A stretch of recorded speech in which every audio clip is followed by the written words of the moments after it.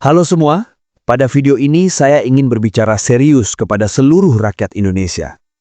Kita punya masalah serius yang tidak boleh didiamkan. Supaya teman-teman mengerti, simak baik-baik pernyataan Aprozi Alam, anggota Komisi 8 DPR RI dari fraksi Partai Golkar. Kita tahu produk unggulan Bapak Presiden masalah MBG.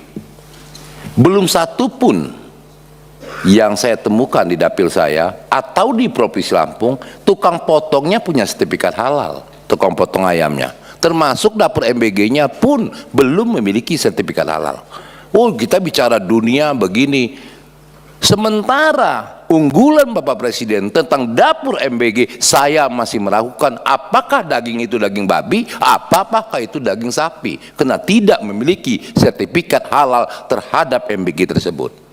Saya cek, Pak, saya sudah mau mengajukan surat permohonan kepada Bapak tentang bagaimana mensertifikat halal tukang potong ayam setiap dapur MBG. Anggaran nggak punya, katanya. Ini menjadi masalah, Pak. Apakah ayam itu betul-betul ayam mati atau ayam memang hidup yang dibaca bismillah dipotong atau dipotong pakai mesin apa? Ini perlu menjadi tantangan Bapak. Kita nggak perlu bicara yang mendunia deh. Kalau di dalam produk kita, negara kita sendiri, kita tidak bisa membuktikan apakah itu betul-betul halal atau tidak. Kita nggak perlu show tentang KFC kita harus halalkan, ditantang oleh Presiden Amerika. Tempat kita sendiri. Ini menjadi pertanyaan. MBG belum memiliki sertifikat halal. Tukang potong ayamnya pun belum memiliki sertifikat halal. Dagingnya pun, produknya pun belum memiliki sertifikat halal. Makanya terjadi keracunan, bahkan kematian yang kita ketahui dari media ke media. Saya minta kepada Bapak seharusnya mewajibkan terlebih dahulu seluruh dapur MBG yang berada di Indonesia memiliki sertifikat halal, dimulai dari tukang potong ayam dan lain-lain. Nah, pertama saya mau memberikan komentar atas pernyataan yang paling tolol dari Aprozi Alam. Tukang potong ayamnya belum bersertifikat halal, dagingnya belum bersertifikat halal. Makanya terjadi keracunan-keracunan, bahkan sampai ada kematian yang kita ketahui dari pemberitaan media. MBG belum memiliki sertifikat halal. Tukang potong ayamnya pun belum memiliki sertifikat halal. Dagingnya pun, produknya pun belum memiliki sertifikat halal. Makanya terjadi keracunan, bahkan kematian yang kita ketahui dari media ke media. Kenapa saya katakan ini tolol? Karena keracunan atau tidak, itu tidak ada hubungannya dengan bersertifikat halal atau tidak. Kalau tidak percaya, silahkan coba minum Baygon. Baygon sudah bersertifikat halal. Apakah karena Baygon bersertifikat halal berarti yang minum tidak akan keracunan? Coba lihat Jepang yang memiliki program makan siang sekolah nasional Kyushoku. Mereka tidak pakai sertifikat halal. Mereka bahkan memberikan babi pada program makan siang. Apakah mereka keracunan? Tidak. Orang tidak akan keracunan karena makan babi yang tidak bersertifikat halal. Orang akan keracunan karena minum Baygon yang bersertifikat halal. Jadi tidak ada hubungannya antara keracunan makanan dengan sertifikat halal. Menghubungkan keracunan makanan dengan sertifikat halal adalah cacat logika yang disebut false causality, kesalahan logika sebab akibat. Kesesatan logika Aprozi Alam ini menyesatkan publik dan membahayakan masyarakat. Kenapa menyesatkan publik dan membahayakan masyarakat? Pertama, Aprozi Alam membuat penyebab masalah yang sebenarnya menjadi kabur dan tidak beres. Seperti orang sakit mah dikasih obat pereda nyeri golongan NSAID. Sakit mahnya tidak sembuh, lebih parah malah iya. Keracunan makanan MBG disebabkan karena tidak higienis, bukan karena tidak halal.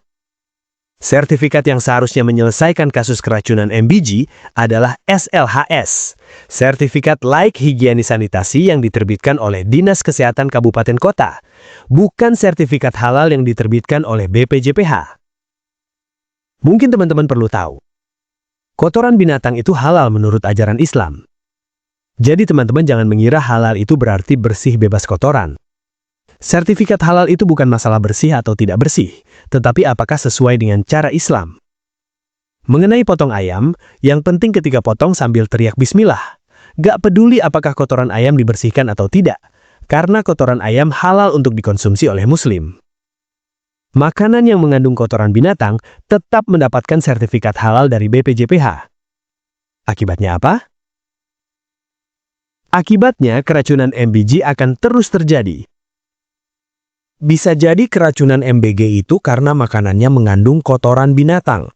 Dan mereka akan membantah penyebab keracunan adalah kotoran binatang yang mereka sajikan. Karena mereka percaya buta kotoran binatang halal untuk dimakan dan sudah dapat sertifikat halal. Mereka akan terus menyajikan makanan yang mengandung kotoran binatang kepada anak-anak walaupun sudah banyak yang mati. Nyawa anak-anak terancam karena cacat logika orang-orang seperti Aprozi Alam. Tetapi masih ada dampak lain yang timbul. Aprozi Alam tidak sadar bahwa dia telah memfitnah tukang potong ayam tidak bersertifikat halal sebagai penyebab kematian. MBG belum memiliki sertifikat halal. Tukang potong ayamnya pun belum memiliki sertifikat halal. Dagingnya pun, produknya pun belum memiliki sertifikat halal. Makanya terjadi keracunan, bahkan kematian yang kita ketahui dari media ke media. Fitnahan Aprozi Alam ini bisa membawa bencana bagi tukang potong ayam, terutama yang tidak bersertifikat. Para orang tua korban bisa berpikir tukang potong ayam adalah para pembunuh anak-anak mereka.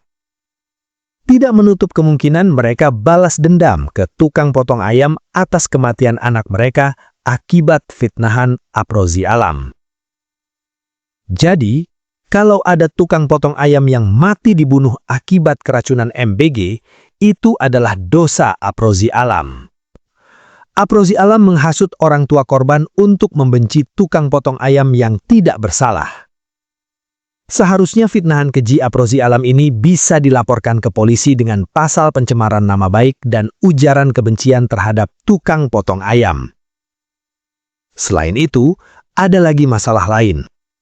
Siapakah yang potong ayam sambil teriak bismillah? Hanya muslim. Jadi ini adalah upaya monopoli usaha menggunakan cara-cara busuk. Aprozi Alam dan orang-orang biadab semacam dia berniat mematikan usaha yang dimiliki non-muslim. Dimulai dari usaha pemotongan hewan, nanti dari hulu sampai hilir dimonopoli oleh muslim. Mungkin kalau kamu muslim, kamu akan tertawa senang mendapatkan hak monopoli dengan cara biadab seperti ini.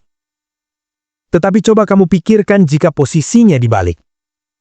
Kamu mau gak jika kamu tinggal di negara yang bukan mayoritas Islam, dibikin aturan supaya kamu tidak bisa bekerja dan usaha?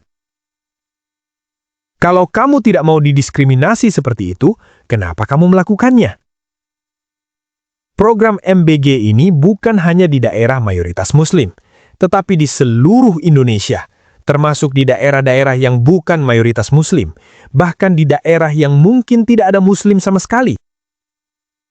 Saya bisa paham kalau daerah mayoritas non-Muslim diminta untuk menghargai minoritas Muslim dengan menyediakan MBG yang halal. Tetapi apakah daerah yang tidak ada Muslim sama sekali juga harus dipaksa mengkonsumsi kotoran binatang yang halal menurut hukum Islam? Apakah demi menghargai minoritas Muslim di suatu daerah, usaha penyediaan MBG harus dimonopoli dari hulu ke hilir oleh Muslim? Ini kurang ajar. Ini adalah upaya penjajahan agama yang biadab, menggunakan MBG secara licik untuk mematikan usaha non-Muslim di daerah mayoritas non-Muslim. Apakah menyebarkan agama Islam harus menggunakan cara licik dan biadab seperti ini?